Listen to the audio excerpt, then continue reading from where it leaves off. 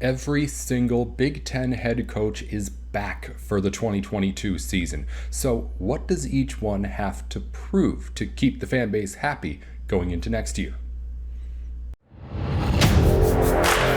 You are Locked On Big Ten, your daily podcast on the Big Ten Conference. Part of the Locked On Podcast Network. Your team every day.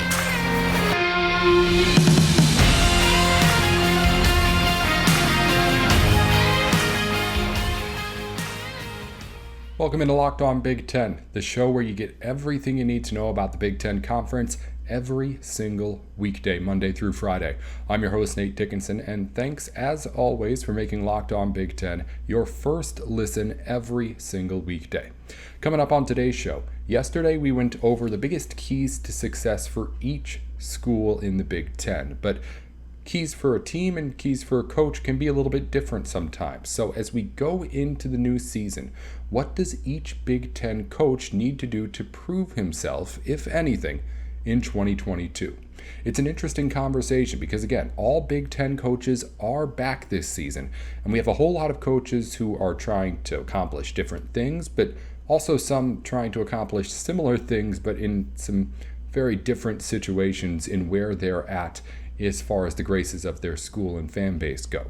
Let's dive right into everything here. I've divided teams into a few different groups as to how I feel like they kind of fit into what their coaches are expected of, or what's expected of their coaches. Anyway, I have at the top of the list the boring ones, the coaches who really have nothing to prove. And on this list, I have only two schools, both of them from the Big Ten West. You've got Wisconsin and you've got Iowa. Now, Paul Chryst obviously is not in any danger of losing his job. We know that. And there's certainly something to be said if Wisconsin has yet another season that's so inconsistent on offense. So maybe there's some question marks that can pop up here. But as far as what he needs to prove as a coach, as well as what Ferentz needs to improve or needs to prove as the coach at Iowa, they're already proven. These two teams are battling back and forth for the Big Ten West every single season, and while you can say whatever you want about what happens when they actually get to Indianapolis and have to face off with a team from the East, as far as this side of the Big Ten goes, these two teams have dominated, and kind of without question, and rarely with a challenger. Minnesota's been there before. Obviously, Northwestern went to a Big Ten title game a couple of years ago. But as far as year in and year out, nobody is better than these two guys. Kirk Ferentz and Paul Chryst have what it takes, have been doing it forever, it seems now. In Ferentz's case, it's getting close to forever, longest tenured coach at one school in all of college football. Those two guys really have nothing to prove for him. As far as notes that I wrote on both of them, just looking at the Iowa side of it, I put, again, exactly nothing at all for that guy to prove. And for Wisconsin, just keep winning the Big Ten West. Stay competitive up there. Don't let yourself, fall down. And as far as individual season stuff, Wisconsin and Iowa battling for the Big Ten West is typical. Minnesota might be there this season. Maybe Nebraska is as good as we think it can be this season and gets in there. But as far as what these coaches need to prove, it's nothing. In an individual season, stay competitive, of course. But long term, these guys don't have to do anything to go into next season being like, oh, let's think about whether or not we should have this guy on the roster as our coach. No, that's not going to happen with either of those two teams. And it's not going to happen with a lot of other teams too. But I do think there are other teams who have something to prove still, such as Ryan Day of Ohio State, someone who you may have thought would be on that nothing to prove list. And as far as conventional college football success goes, he has nothing to prove. Ohio State has been clearly the most talented team in the Big Ten every year he's been there. He did take over the most talented team, but he's kept it there. People could argue that with the numbers Ohio State put up on offense last season, he's gotten that team to be even more impressive on the gridiron. It's a situation where really the only thing he needs to do is make sure he beats Michigan again. Because honestly, losing to Michigan once is what it is. Right now, Ohio State fans obviously aren't fans of it, They're not going to enjoy the rest of the year until that Michigan-Ohio State game when they get a chance at revenge. But it's still just one time right now. And I feel like Ohio State fans are still feeling far superior to Michigan and anybody else in the Big Ten. And to be honest, I don't think losing to Michigan a second time would even take them off that pedestal. But losing to Michigan for a second straight time, if you're Ryan Day, as still a relatively new Ohio State head coach, it starts to not bring up questions even, I would think, about his job, but the questions about, of course, why aren't you beating Michigan? That is the premier game in this conference. I mean, I put as Ohio State's goals or things that Ryan Day needs to do to be successful: beat everyone, beat Michigan, back to the playoff. The only thing that kept me from being like, this guy has nothing to prove here, is the fact that you lost to Michigan last year. It's something that, quite honestly, should be fixable with how good Ohio State's going to be this season. But I mean, that's the game. I don't need to talk about how much of the game that is. For both those teams, you have to win that one to keep your job. Jim Harbaugh saw a lot of it over the last few years. He's getting a little bit of a break. Ryan Day is not on the hot seat. He's far from it, and he won't be on the hot seat if he loses to Michigan again this year. But if you're looking at like the only thing that you could question Ryan Day on, it would be losing to Michigan twice. Because to be quite honest, there are plenty of Ohio State fans who aren't happy losing to Michigan once. That's just the way it is. As far as Ohio State goes, again, beat everyone, but for Ryan Day, all you really need to do is just make sure you beat Michigan again. If you lose a non-conference game, that happens. If you lose to somebody else, not great, but it's not losing to Michigan. Cannot lose to the Wolverines twice in a row. That's when questions start getting asked, no matter how unfair it would be if it was going Ryan Day's way, because he's done an outstanding job. On the opposite side, Michigan's only goal is to beat Ohio State again. If you're Jim Harbaugh here, beating Ohio State was what saved you your job, really. There were talks of him being out after last season. Obviously, that was before the season and Michigan went on this huge winning streak, but if Michigan had done all that and still ended up losing to Ohio State in the end, I still think Jim Harbaugh could have been gone after last season. It would have been another year with losses to Michigan State and Ohio State for him after a pretty consistent record of not being quite as good as Michigan fans want the Michigan Wolverines to be.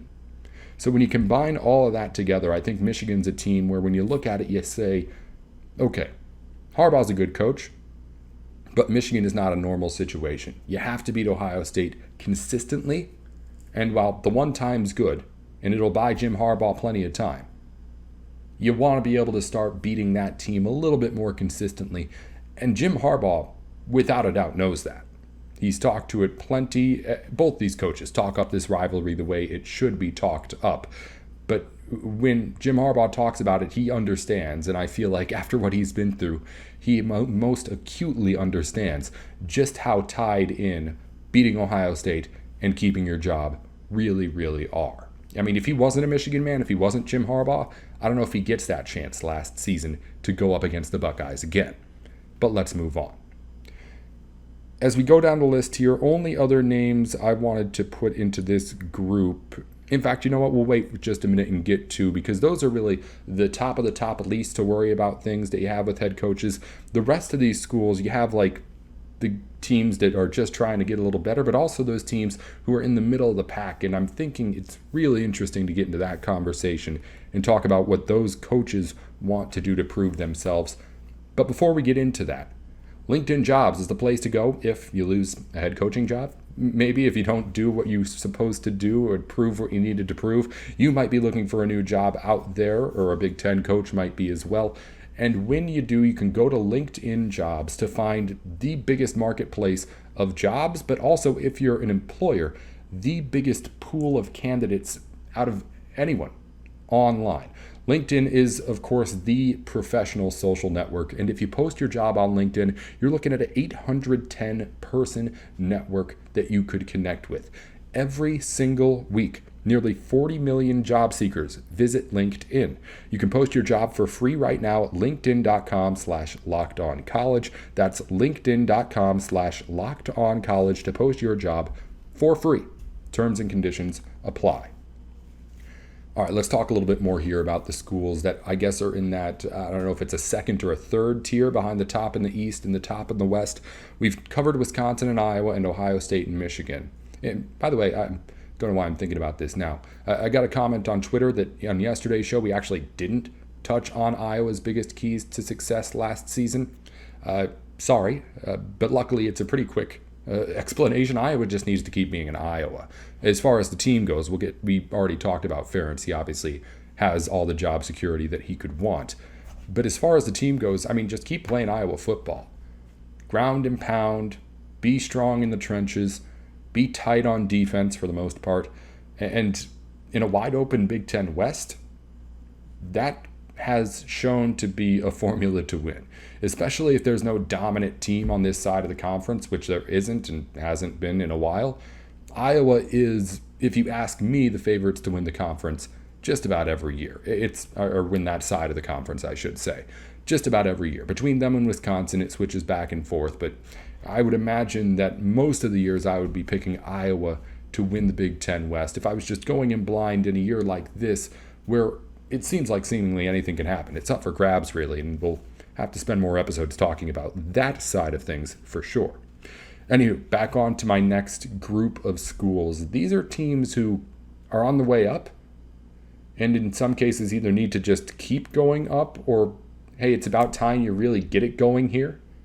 The schools who just need to keep going up, if you ask me, Michigan State and Minnesota. Mel Tucker has done just about everything you could ask for him in his first years at Michigan State.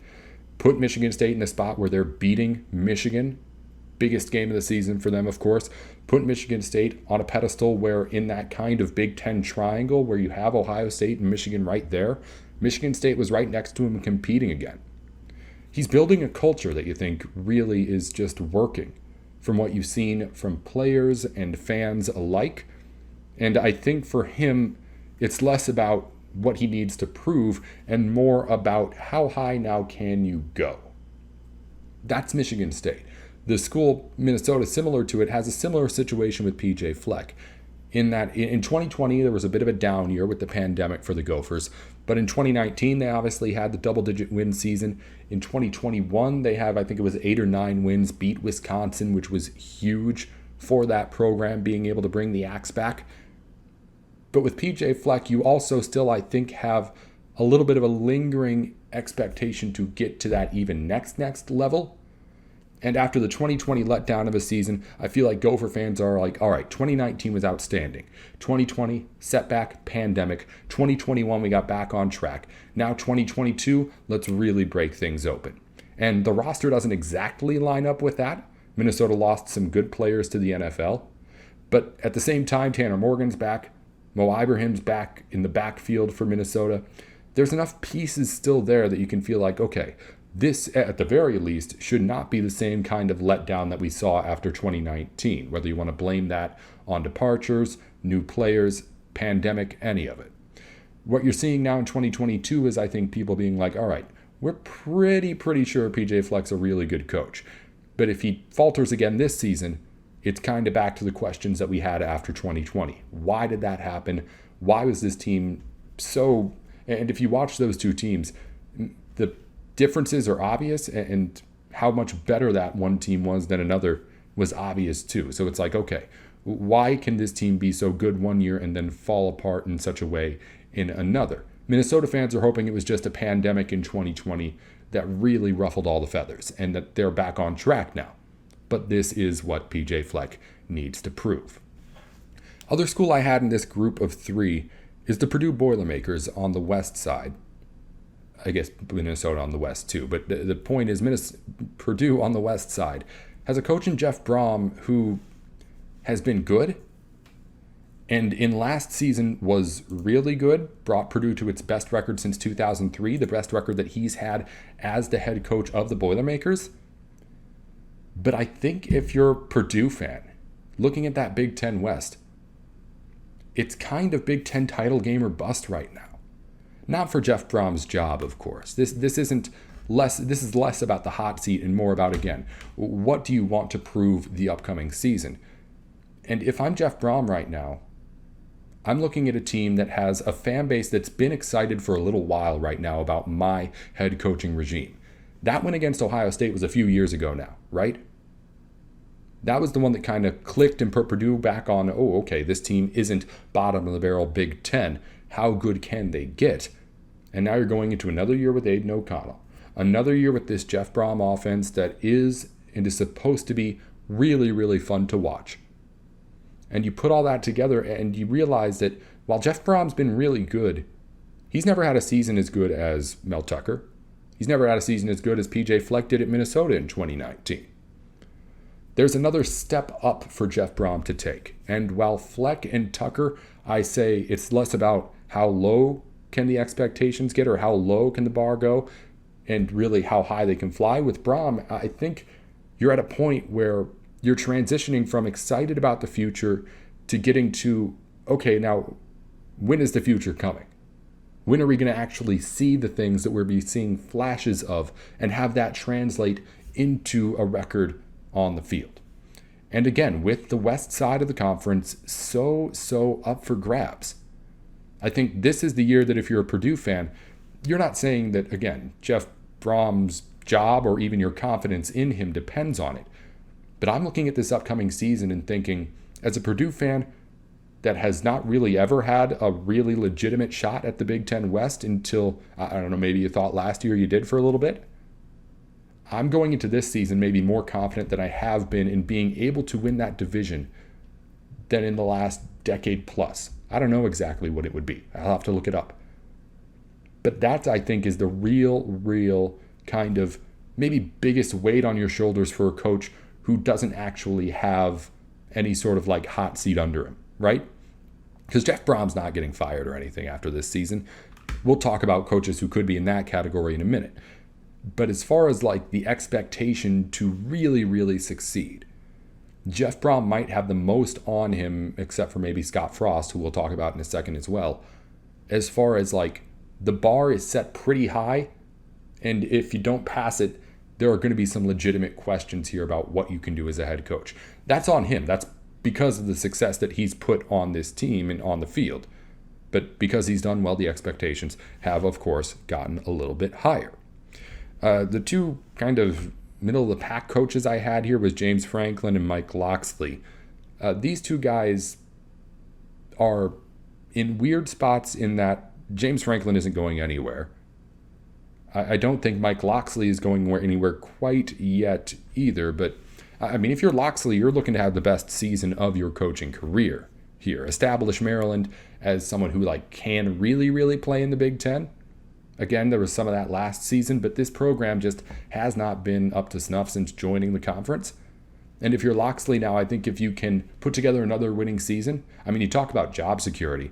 If he can prove that he can make Rutgers at least a competitive Big Ten team consistently year after year after year, I mean, that's what I'm talking about in the difference in expectations. Jeff Brom, we're talking about if you don't make the Big Ten title game, there might be some questions about what you can do. Meanwhile, over at Maryland, you're looking at a guy where it's okay, if you can just put together 500 seasons consistently, you were going to think you're the best coach we've had in however long it's been.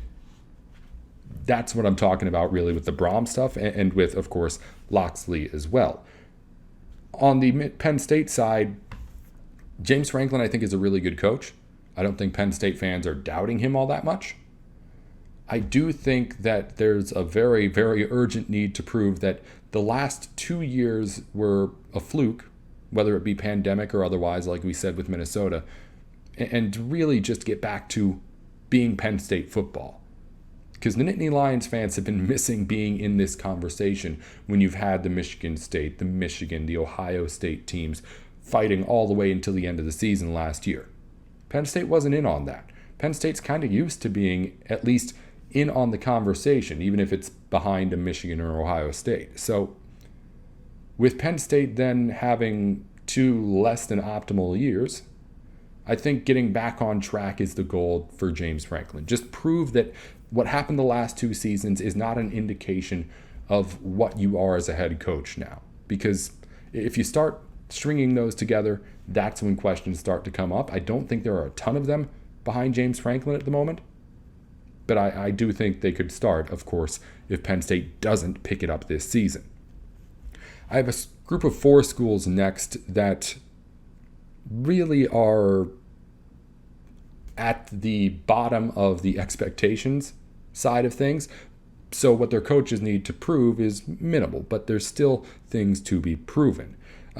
Indiana and Northwestern I put in very, very similar boats here. Both Tom Allen and Fitzgerald. I don't know why I absolutely spaced on that name. I was thinking of saying Fitzpatrick at first, but Fitzgerald. Either way, both those coaches I think are loved by their fan bases. Even after terrible seasons last year. I mean, Northwestern went to a Big Ten title game 2 years ago. Tom Allen has put in a culture in Bloomington that I think is strong and can bear through a couple of bad seasons. But at the same time, he can't keep having bad seasons, right? So these 2 guys are like, you're not on the hot seat, but you obviously need to get better. I think it was, 5 wins combined with those 2 teams, maybe 6. So when you look at those 2 squads, for me, it's like, okay, coaches don't need to save their jobs this season. I think that's the big distinction. These guys I don't think are going anywhere, even if they have another bad year. But you need to start turning it around. You need to start showing that promise. And you need to keep, to be quite honest, spreading that culture. Because that's what I think is keeping those guys around too. What Indiana and Northwestern have there in what they build in their team is what I think those fans and the people in the front offices making the decisions are really, really relying and banking on top of course, being good enough football coaches. Last 3 teams, but last 2 in this group, Rutgers and Illinois. To be quite honest, not a lot of expectations here, so it's like, okay, what do you have to prove? Greg Schiano kind of just proved that you still got it. I think that he's in a situation where the seat is much cooler for him because of the previous tenure that he had with Rutgers and the Scarlet Knights. He's a legacy coach, if you want to call it that. But he has yet to bring Rutgers back to being a good Big Ten football team since his return. And to be honest, to be fair, it takes time to do that. So maybe that's like what one of the things he should prove is that, hey, this build I've been doing since coming back, this is kind of like the first or second year maybe that he's even getting guys that like he recruited and was in his recruiting class out there on the field when these guys from these classes are getting to be juniors and seniors. So he still hasn't really had a chance to get his guys out there. But this is one of those times where he's going to get kind of a first look here at what he has put together in the rebuild. And when you get to what would be like a 3rd straight under 500 season, you have to start asking questions, even if this is a guy who is a storied coach in your school's history, as Schiano is. As with Bielema at Illinois, just keep rebuilding, keep growing that culture. I don't think he has trouble doing that with the Illini, but at the same time, as far as something to prove, I mean, you got to put something for every team, right? So expectations are terribly low still for Brett Bielema, but he's still starting out too. So I guess just keep building that culture. And then the most interesting one, of course, of them all, the Nebraska Cornhuskers. I mentioned before with Jeff Brom, the guy who has like the kind of expectations where it's kind of unfair that we criticize him even if he doesn't pass them. Not exactly the same case with what we have here with Scott Frost at Nebraska, but he's going into a 5th season with this team. And I was thinking about it earlier. I mean, if he goes under 500 again, I bet the list is very, very short of coaches who have gone under 500 with a team for 5 straight seasons. At least maybe in like recent memory in the Power 5, because I could see way, way old-time coaches just being the coaches for their teams whenever. But as far as getting a shot at a Power 5 school and getting 5 different chances to at least put together a winning record, at least go to a bowl game, and not having done it, Scott Frost should have very low expectations on him, right? I mean, this team's been bottom of the barrel in the Big Ten for a long time, showed promise last season, but is still in kind of a spot where, like, I'd say a normal coach in a normal situation with a normal rebuild going, you look at those records and you're like, okay, maybe they get to bowl eligibility this season. But Scott Frost has an expectation surrounding him now to not only like get to 500, but some are saying compete in the Big Ten West. So when you talk about like the biggest gap between what you're expected and what you've been doing, it's easily, of course, Scott Frost with the Cornhuskers. I mean, he's on the hot seat, of course. I don't expect Nebraska to be that good. But I also would have a year ago or 6 months ago told you that I didn't expect Scott Frost to be the head coach of this football team any longer either. So we'll see what ends up happening there. But as far as what each coach needs to prove this season, Scott Frost obviously has the most. Aside from that, I mean, we talked about it. All the Big Ten coaches are back. I don't know if I see any of them going unless someone goes to the pros or something along those lines. I don't know who loses their job this offseason. Maybe Schiano, maybe Mike Loxley if there's not any improvement and a big step back. But aside from that, I don't think any of these teams are getting rid of their coaches. And obviously, we saw throughout the course of last season a whole lot of teams doing quite the opposite, signing a whole lot of guys to really big extensions too. So obviously, a lot of coaches in the Big Ten aren't going anywhere. I wouldn't be surprised if Scott Frost can live up to the billing. If once again we see for a second straight year no turnover in Big Ten coaches. But that's a conversation for way down the road. I'm not all that worried about that at the moment. We're going to wrap things up with some news from around the Big Ten here on Locked On Big Ten in just a moment. But first, Built Bar is the place to go if you're looking to get yourself through the day, through your workout, or whatever it may be. Built Bar has all of the products that you could need to make sure that you're getting the nutrition while also enjoying yourself too, something that it seems like some protein companies have forgotten about. Protein bars don't taste great usually. Built Bars do. It's the protein bar that tastes like a candy bar. They've got new flavors coming out all the time. And if you want to try out their new Built Puff bars, which are chocolate wrapped around marshmallow instead of chocolate wrapped around protein bar, you can check them out right now at built.com with all sorts of new flavors, including coconut brownie chunk, one of the favorite Built Bar flavors put into a Built Puff. Head it on over to built.com right now and check it all out, because again, they're coming out with new stuff all the time. If you're a fan, you want to check out and see what the latest updates and flavors are. And if you use the product, of course, use our code LOCKED15 at built.com. Get yourself 15% off. Let them know that we're sending you over there.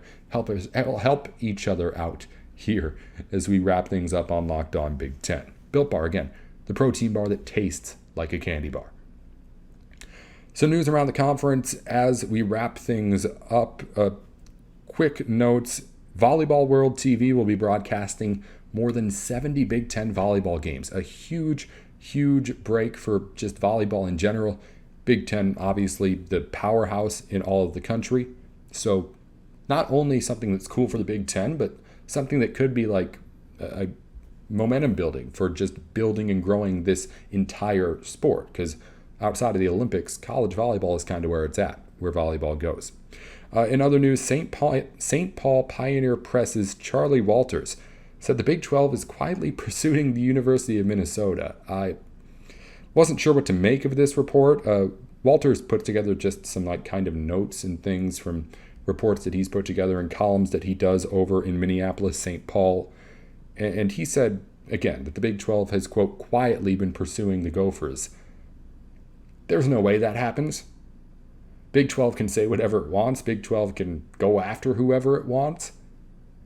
As long as Minnesota is winning, which it is, but even if it wasn't, making money, which it will be, and in a much bigger way than the Big 12 will be very soon, there's no way for anyone to leave. There's no way anybody will leave. There are only going to be teams coming into the Big Ten Conference until the Big Ten decides it wants to push teams out. That is the way that this media rights deal is going to go, at least for the next couple of years, until somebody else makes a bigger media rights deal. I would guess the only conference that has that power, even in the future, would be the SEC. So as far as I'm concerned, as far as losing Big Ten teams go, that's not a concern. It should never have been a concern to anyone in the Big Ten. I would imagine nobody is really thinking about that idea that a team could elect to leave the Big Ten right now. I don't know what Charlie Walters, again, from the St. Paul Pioneer Press, is hearing or who he's talking to, but whoever that person is, I would imagine doesn't really get how this works. Because again, Big 12 can say whatever they want, but Minnesota ain't coming. Other news, Josiah Harris is transferring to Rutgers, a former 4-star defensive end who had played at Texas A&M. That's going to be a big, big addition to the Rutgers football roster. And finally, Lincoln Riley says the Big Ten can help a school like USC with recruiting right away. He mentioned being able to play in big media markets, get the exposure out there. And I'm with him and that this helps overall.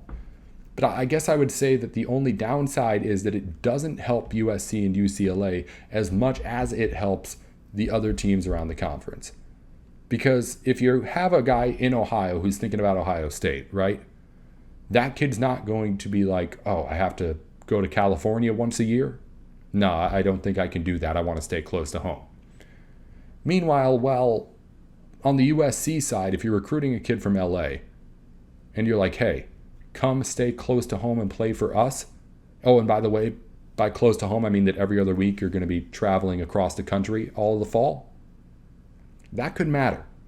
I don't think it matters all that much because, again, it's a situation where a guy maybe 3 days out of every 2 weeks is away from home. Like people from LA who commit to LA schools aren't doing it because they're going to be playing football in front of their friends and family every day, every week. That's part of it.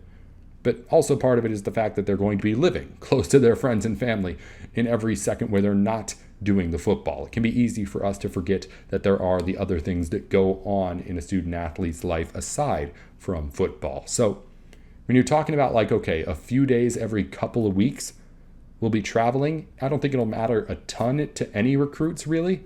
And I do think, again, it's a positive for a team like USC over staying in the Pac-12. But as far as like relative to the other Big Ten teams, if you get a guy who's like, hey, I want to stay close to home, be close to home, I don't want to travel across the country all the time, I want my parents to be at every single game, then that might matter. Again, I don't see it happening very often, but I know it's not going to happen at Ohio State. I know it's not going to happen when Michigan's recruiting a kid from Michigan. He's not worried about having to go to UCLA once every other year. Just not the case. I don't think it's the case really for a Pac-12 team, but maybe a little bit more. We'll see. This has been Locked On Big Ten. Thank you, as always, for tuning into the program. I'm Nate Dickinson. Coming up tomorrow, we got more on anything that's going on in Big Ten football news. At some point, I don't know if it'll be tomorrow's show or not, if I'll have enough time to get enough information prepped up for you.